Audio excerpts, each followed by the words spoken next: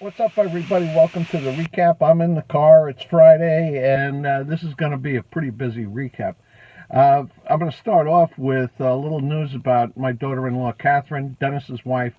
She broke her leg a couple of weeks ago in Utah skiing, and I want to thank Eileen. She got us this exclusive video of Catherine riding in one of those motorized shopping carts. Here we go.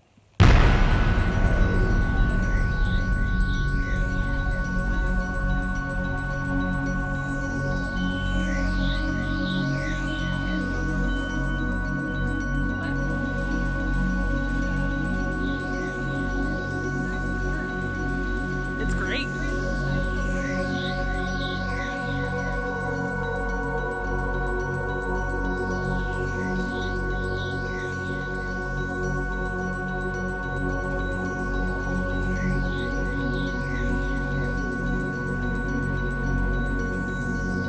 Wow.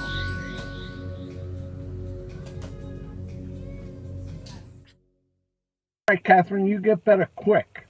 Now, earlier this week, Karen, the weather girl, and I drove down to Miami to see the Mets. Let me start off talking about Miami. I actually hadn't been to Miami since sometime in the 1980s.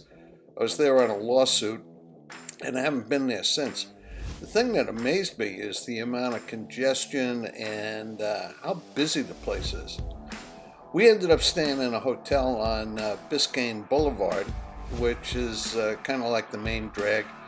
It's not near, really not particularly close to South Beach. But what's nice is it's across the street from a thing called Bayfront Park. So you're looking out at the water, and what you're going to see is there are going to be a lot of boats. Now, Bayfront Park it reminds you a little bit of Baltimore's Inner Harbor. There are all kinds of bars and restaurants and people. Supposedly, it's the number one tourist attraction in Miami, I suppose.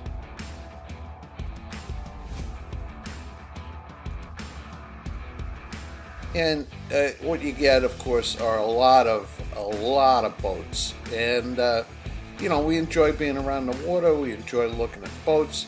Unfortunately, the way our timing worked out, we couldn't go on a little tour of the harbor or whatever it is that they run.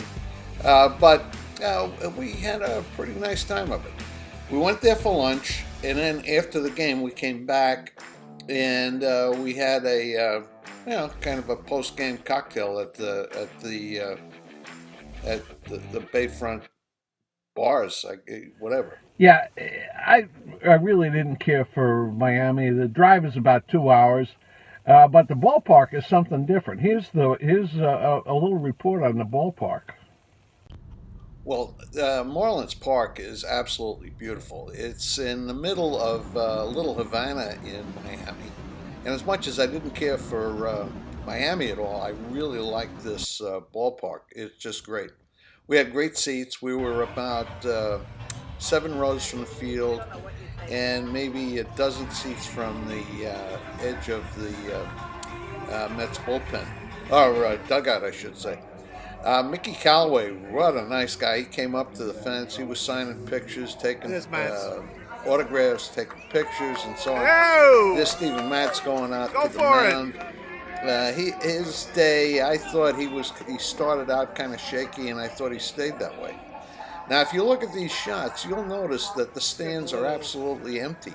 They claim there were 5,000 people at the ballpark. I don't think there were. The ballpark is super clean. And of course, because it's empty, there are no lines whatsoever at any of the concession stands. There was only one concession stand that had like Cuban type stuff. I didn't have it. I had my standard ballpark hot dog. But what's nice is it's all clean. It's relatively deserted. And look at how this thing is lit up at night outside. Really nice. They did a super job on this ballpark. The Mets won that game. I didn't think Steven Matz looked that good. They've got an off day today, Friday, and we'll see if they can bounce back from that home opener loss yesterday. I've got a food review. Here you go. Well, I've got a food review this week, and it's for these things. These are Chips Ahoy brownie-filled cookies. And I'm going to give it a try. Now, the thing with these is when you open the bag and you take a look, you're going to see, and by the way, this is my favorite kind of bag, you know, where it seals itself. I don't know when they invented this, but what a great, great invention for keeping cookies fresh. When you take one out, what you discover right away is that, number one, it's soft, but also, number two, it's thicker than your average Chips Ahoy. Now, I like chewy oatmeal raisin cookies, not so much with chocolate chip cookies, you know, with it chewy. I like chocolate chip cookies. Anyway, you try this, and in fact, it is filled with a brownie. And I would say it tastes pretty good. Now, what they recommend on the bag is that you microwave it from 6 to 8 seconds, which I did. And I took it out, and I got to tell you, that is really, really pretty good. And where normally I like a cup of tea with my cookies, but I could see where you could swing into drinking milk and cookies. So anyway, I'd say a terrific snack, great. For those of you who are interested, it's 150 calories for 2 cookies, 150 milligrams of sodium. So Celia is interested in salt. I have no idea what these things cost because I didn't buy them. But anyway, I'd say it gets a recommendation. In fact, I'm thinking about going back to the Medaya scale for rating food and beer and snacks and things like that. But if I was on the Medaya scale, the original Medaya scale, this would rate 6 Medayas. Okay, that's this week's food review.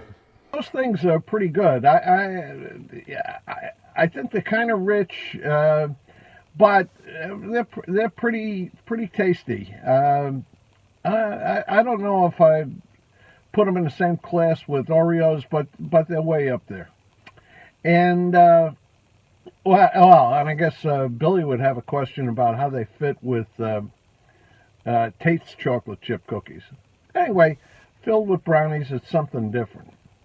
Now, back in Florida news, yesterday, Karen the Weather Girl and I went and had lunch with Jack and Nancy, and it's in this little town called Sebastian, which is just to the north of Vero Beach. We ate in a place called the Outrigger, which is a kind of a bar restaurant that's on a marina. It's really low key. It's exactly my kind of spot. And Jack and Nancy are going back up to the Bronx this weekend. So we're going to miss seeing Jack and Nancy, but we'll catch them, you know, in a couple of months when we're back up there. Well, anyway, there's a very, very busy recap. Everybody, have a good weekend. The weather here is really getting pretty good. So we'll see you next Friday. Take care.